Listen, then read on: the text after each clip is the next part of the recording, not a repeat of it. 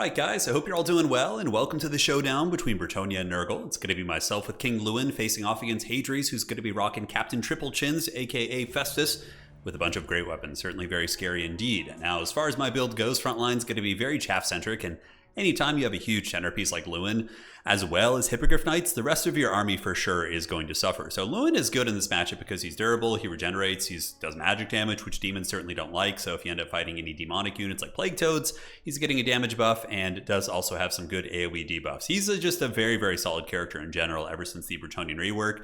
Arguably, Alberic could be a little bit more niche here because of his ability to duel against the Exalted Heroes of Nurgle, which are super meta, and Soul Grinders and maybe Kugath, but I think the healing on Lewin is really nice, plus the magic damage.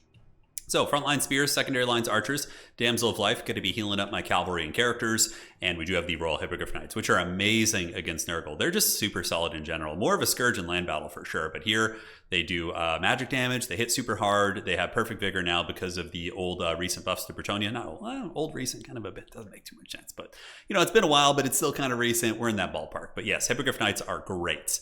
And on the other side, we do have a couple peasant mobs going to be hustling up to objective number 2, and that is it. Now for Hadries, he's going to be coming in with the classic double Exalted Hero of Nurgle. If you guys want to win games with Nurgle, bring these guys. They're basically legendary lords. I mean, if you look at their stats compared to Lewin, they have literally the exact same combat stats. So they hit slightly less hard, but they have poison, and their HP is not that much difference. I mean, their HP is basically that of Karl Franz, which I know you guys love. It's a bit of a meme now, but yeah, they're super, super good. Exalted Heroes of Nurgle are hard carry characters. We got Festus the Leech Lord, Chaos Warriors hustling up, and they are going to be the Great Open variant. And this is very reminiscent of old school Chaos against Bretonnia in Warhammer 2. What Chaos used to do is basically just spam mass great weapons and then mass like just huge warrior armor with great weapons, and including some Chosen as well. And it was very, very good against Bretonnia. Marauder Horsemen being called in. Certainly going to be 4 of those. Throwing Axes have been another favorite against Bretonnia for a long time. With 90 speed, they can outrun the cavalry while also doing armor-piercing damage. We'll do a little bit of fast-forwarding here while the 2 armies jockey for position. Throwing Axes, throwing Peasant Archers, going to be fending them off, and Lewin and the Hippogriff Knights are basically keeping tabs on those Exalted Heroes. A little bit of Archer Fire, certainly not bad to wear them down, but not going to be the epicenter of the action. So, we're going to get unfolded here as some Nurglings do press my side point with the Horseman capture weight, so good place from Hadries. But now the Knights Errant going to run in there, getting a fat charge, got to kick these little turd burglars off the objective, and we do knock them back, and they're going to start crumpling here pretty quickly while the Peasant Archers are able to fend these guys off. Now, Nurgle, of course, is going to be very hard to uproot from the objective initially. Festus is there providing his healing. I believe there's some Chosen in the mix as well. The Chosen are actually on the back objective, so I was feigning some charges with Lewin, looking like I maybe want to run in there after the Chaos Warriors, and on the side we do manage to clean off the Nurglings there. So those guys are going to be paying the Troll Soul. Meanwhile, the fighting's now on, so a couple of questing knights will be moving through the front line to bolster the peasants, a little bit of chivalry going down. And they do good damage against the Chaos Warriors, but we don't want to stay there too long. Obviously, when Festus and the Nurgle magic gets in, it's going to be pretty nasty. So Miasma going down, which does lower my melee attack. Knights stay a little bit too long, unfortunately. But now we call in our secret weapon, the Blessed Field Trebuchets, and they have some good targets for sure. I mean, Great Open Warriors are very juicy. So Blessed Trebs shooting into the Nurgle Chosen. Very expensive unit, but they're incredibly scary. I mean, if the Chosen are left unimpeded and I try and grind them in melee with pretty much anything on my roster, it's going to be a bad time. So unfortunately, these Chaos Warriors do push back my Questing Knights with the support of Festus and the champions. And over here, we do get a good engagement as the Hippogriff Knights do land on these Chaos Warriors with King Lewin. And they're going to be taking a lot of these heretics to Pound Town for sure. Good maneuvering, though, from Hadries. Does intercept some of my Knights Errant on the side with these Toads. Granted, I don't know who's going to win that. With Curse of the Slug active, I guess it only affects their charge bonus, I think, or charge speed, so it shouldn't matter. But the Toads will probably grind that one out with Throwing Axe support. Throwing Axes do force me back, and my front line obviously is going to be faltering. Spearmen at Arms versus Chaos Warriors, not necessarily a fair fight. And seeing that he was moving off the side point here, we're going to go for a Haggard Ninja, the dreaded Bretonnian backcap. So it's very cheap for us to do. It's only 200 gold, and these peasant mobs should be able to hustle up onto the point and do some work. Now, as far as value trading goes, we are up in value and do have access to healing. So it's not the worst, Awakening the Wood, triggering the Life Bloom passive on my entire army. Very, very good value there, but I would say it's a pretty even game for Nurgle, right? Because Nurgle has crazy healing. Festus is constantly healing, plus Children of Nurgle is also being spammed, which is the lore passive, so there's just so much healing there, and it's pretty sauce for sure. So Lewin fighting, trying to hold the side point. It got a little bit messy here. I started to lose capture weight, so we're going to be calling in some desperation reinforcements. But firstly, the Blessed Field Trebuchet numbers are increased. So they're going to be coming out, dropping some sweet love on the Nurgle Warriors. And so far, they've been doing quite well. Over here in the middle, Warriors bolstered, or Chosen bolstered by Festus, able to force back my Hippogriff Knights. I didn't want to fight in those great opens. I figured with the support of the Legendary Lord there, it would be a little bit scary. So going to be pulling them back and using them as a peeling piece, which is what they're really, really good for. So now the big birds are going to be descending from the skies and just absolutely tearing apart the ground forces of Nurgle in the backfield. But, you know, I do have the points disadvantage, so despite some things going pretty well for us, you know, he does have the points. I'm only on 1 point right now, so even, you know, all this time I'm spending fighting back here, even though it may accrue a value lead for us like it is, it's good for Nurgle. You know, he's able to just reinforce those points and cackle all the way to the bank. And this is what I'm talking about. Exalted Heroes of Nurgle are just such bullies. They're able to chase down Lewin, and he could take one-on-one, but a 2v1, he 100% loses that. So we're going to be retreating him away, and the Hippogriff Knights, immediately sensing their king is in danger, going to be rallying to the king.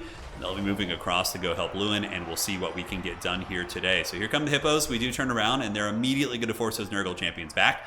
Trebuchet here, shooting into Chaos Warriors, a little friendly fire into the peasants, although I think it doesn't do friendly fire damage. That's kind of one of its things, but we have 6 cap weight here, so all these units are expendable. Nurglings are not.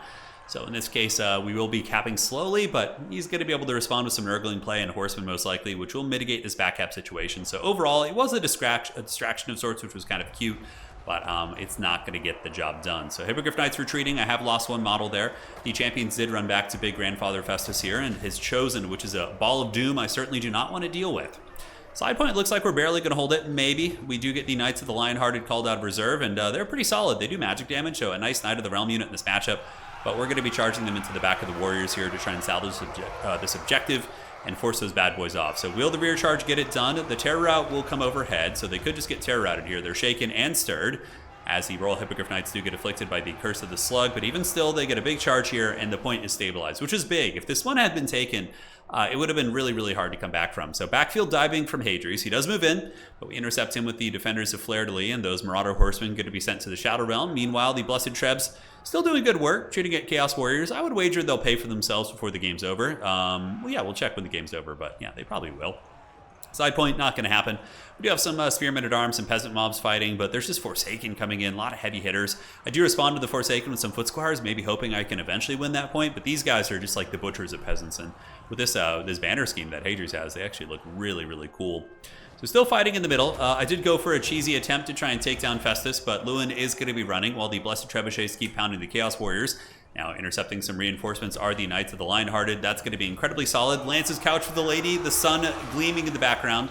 And those little popcorn bandits are going to be absolutely wrecked probably. The magic damage will really mitigate much of their defenses. The demons, of course, like to rely on that physical resistance. So Grail Relique on the side point with the Royal Hippogriff Knights and some spears. Fighting well. We're up in value by about 700. Now both sides do have healing, so it's very ambiguous as to actually who is ahead. I feel like the armies on the field are actually pretty even in most regards. Footscars will be here soon. Forsaken, butchering peasant mobs, all fun times.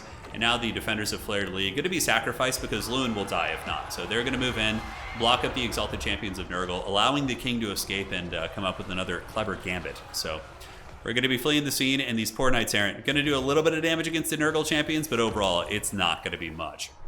Side point is mostly stable for us. We do have the Grail Relique Peasants and the Damsel fighting. They might be able to take down the last of these warriors, and now we're going to be going for a cheese in the middle. I felt I was really behind on points, so we need to go for the big plays. I know the champions are slightly trapped up. They're busy here. Hadri's able to cut them free, obviously, but we're going to go in and try and take down Festus. If I can get rid of Festus, cut the head off the snake here, I was feeling like that would be a good opportunity for a comeback. And he's a somewhat vulnerable character. He has high melee defense, but, you know, he's still, you know, Lewin is going to be able to punch him in the face pretty effectively. Side point here, Footsquire is going to be engaging against Demon Spew. Hopefully we'll get that. And we do end up getting Knights of the Lionhearted to engage against the Barons of the Bog here, which is cost effective. In a head-up fight, Knights of the Lionhearted would win, but with Nurgling support and the Barons of the Bog turning around, I think that he'll probably end up winning that fight. Yeah, he's got Horsemen there as well, but overall we're occupying a big pocket of units there. And we do get a pretty good goon here. So you can see your boy Festus is shaken and certainly stirred. He's going to be breaking here, Terror Routed going down. 2,000 HP, and I can tell you, I was spam clicking on him super, super hard, but there's Chosen here. There's a lot of DPS coming in. My Trebuchets still shooting at Chaos Warriors. Should have had them sitting on the Chosen, but for some reason I ended up switching targets. I think it's because the Chosen were in combat and I couldn't really hit them before, but that ended up being a bit of a mistake because they've already accrued about 1,300 value, which is quite good. Footsquire is trading with Demon Spew. It's a tough trade. Demon Spew are quite strong, but we get some heavy cavalry coming in on the side, and the Bretonnian Knights going to lance down the Demon Spew here pretty hard, as we see their models starting to diminish very quickly. Very durable by Forsaken standards, which is very Nurgle-esque, but I felt like I was starting to kind of get back in the game a little bit in terms of the objectives. Like this side was looking pretty good. This point felt pretty stable for us, but really, you know, he's going to be in a situation soon where he can win on just one objective, and getting that one objective from these tanky Nurgle boys, especially with the double exalted heroes running around, is not going to be easy here. So Festus at 1300 HP. The Royal Hippogriff Knights fighting well, up to 2300 value, which is awesome. They've been putting a bit of hurt on these units, but Festus is on the run, and Lewin does see the prize. He's going to be keeping his eye on the prize, while the Royal Hippogriff Knights are basically sacrificed to Nurgle. Unfortunately, defenders of Fleur-de-Lis going to be screening it out for the king, while Lewin does land, and hopefully he'll be able to get some damage on Festus. And it looks like he does connect. Festus at 372 HP. Side point starting to roll for us, which is great. The cavalry and the foot squires teaming up together to push back the Nurgle forces. So moving up onto the point, a little bit of force pathing there to try and get that capture weight. Side looking good for us, and old Festus sitting at dead. So he is down for the count. That was really, really big, but now we're racing against the clock. We have, unfortunately, equal value, so Hadri's pretty much equal with us. But like I said, there's tons of healing. Lewin's healing capped, which is crazy. And also, I've been using Earthbloods on my cavalry and other units. So this fight is actually very, very even in terms of value. But I think the points lead that Nurgle has accumulated could be tough. Unsummons going down on Hippogriff Knights arguably should have maybe kept them. Still a pretty good model count. Knights of the Realm, going to hide them in the trees, so they maybe send something here and then they can ambush. But overall, Objective 1 should be okay for us. Bretonnia can respond pretty quick to threats. And on this point, Objective 3 is going to be flipping into our favor. So we do finally get that one. We have the double cap, but he will win on one cap right now, because obviously it's more than double the amount. And Lewin is now going to be looking for opportunities to get some picks on these Exalted Heroes, while the Blessed Field Trebuchets have honestly probably been good. 900 value here, so it's paid for itself. The other Trebuchets at about 900 value, and it's normally very tough for Bretonnia to go fisticuffs with Nurgle infantry, so having that extra source of DPS against them I think is quite nice. So Lewin's going to be screaming across, maybe coming to help out with the Battle Toads. In the middle, we got Knights of the Realm coming up from reserve, and more Questing Knights also here in Lance Formation, which is going to be giving them a little bit more offensive prowess. But the side point is going to be tough. The Barons of the Bog are at about half health. I don't really have anything good here, mainly just Peasant Spears.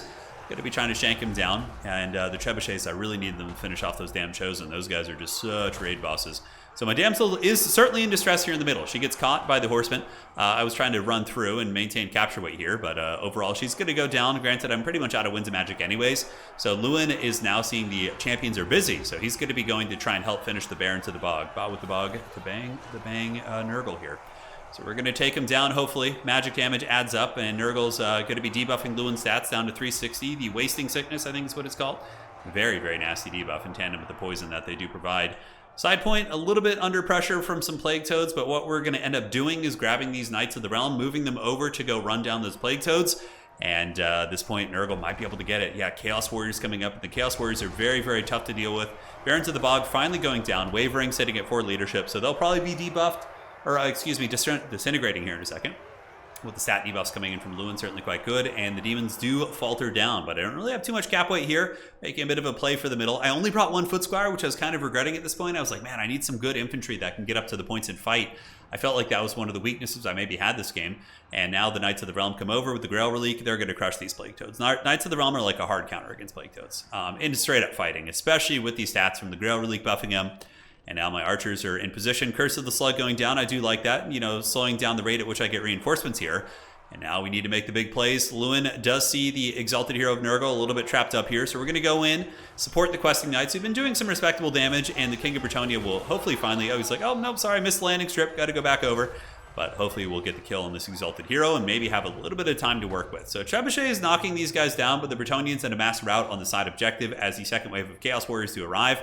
Peasant Archers doing good work against the Horsemen, and I have pulled a little bit of a value lead here, but again, who knows what that actually means. And the side objective is secured for us, but Nurgle does have that double cap, ladies and gentlemen. Going to be very, very dicey. Moving up to the middle are my spears, and we'll do a little bit of fast forwarding while they do move up. Lewin flying back and forth, and the final showdown is upon us. A lot of horsemen are here. Peasant Archer is able to screen them out, and a couple Knights do move over from the side objective, while Trebuchets put some hurt down to the horsemen, who are pretty close to running out of ammo. Lewin might be able to take on the Exalted Hero because of the Terror route now. They're not ITP, and the Lord has fallen, so the leadership of Nurgle is certainly, suspect right now. Knights of the Realm pressing the side point. Does Lewin get the Terror route? He does. Big Terror route going down. The Knights concaving in from the side point here. Going to be pushing back a couple horsemen, which is going to be stabilizing Lewin, while Lewin does get a couple free hits here on the Exalted Hero, and he's just beating the brakes off that hero. The terror of his big bird, certainly quite good. So middle point's probably going to go to us here in a second, but the problem is, ladies and gentlemen, we just don't have enough time. If we had another maybe 2 minutes, I think we could take this game over. Both the Exalted Heroes are gone, more or less. Festus is dead, but we just ran out of time, which is usually how, Nurgle plays.